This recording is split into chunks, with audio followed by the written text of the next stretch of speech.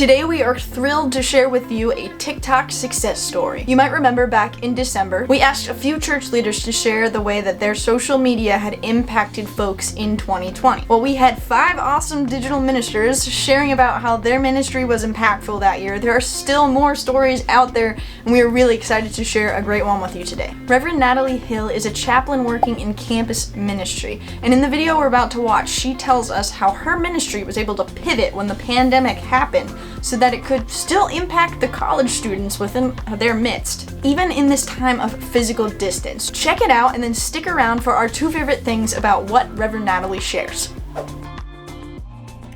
I'm a campus minister, and when all the students were sent home at the start of this pandemic, we tried to continue all of our existing programs on platforms like Zoom. But it quickly became clear that students didn't want to spend any more time than they had to on that kind of platform. In response, we decided to develop a multifaceted ministry that was entirely digital.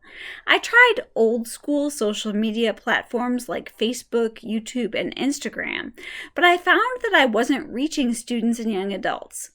Then I tried TikTok. I was able to reach way more people right away, and although there was a learning curve, I've been able to grow followers, and through TikTok Live, we've almost doubled our weekly worship. There's a lot more opportunity for authenticity and direct engagement. I've also discovered that there's a real need and hunger for progressive Christianity in parts of the country where it's less prevalent than it is in Boston, meaning my witness is making a real difference for people's spiritual lives on this platform. I am so grateful for the community I've found on TikTok, and I can't wait to see how it grows.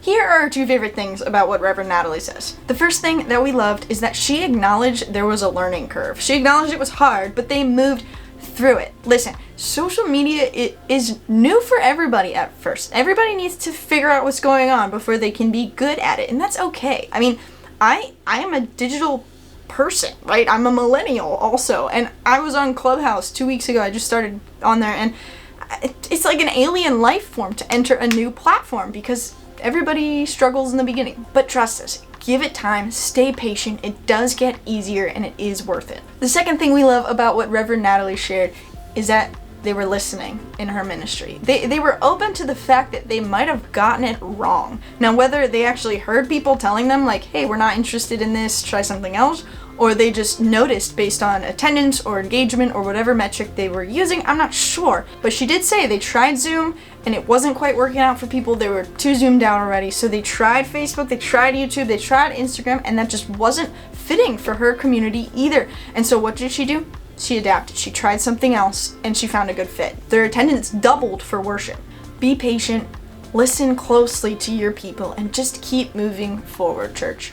That's it for today, friends. If this video was helpful for you, if you want to see more videos of how church leaders are impacting folks with their digital ministry presence, like the video, subscribe, but definitely leave a comment and just tell us that so that we know to do more of this. Subscribing will also make sure that you don't miss a single video we put out, trying to help you and church leaders like you reach people online with the love of Jesus. That's why we're here, always reminding you to be church online. We didn't bring the knowledge today, but Reverend Natalie sure did, so now it's your turn, our turn, to put it into action. Peace.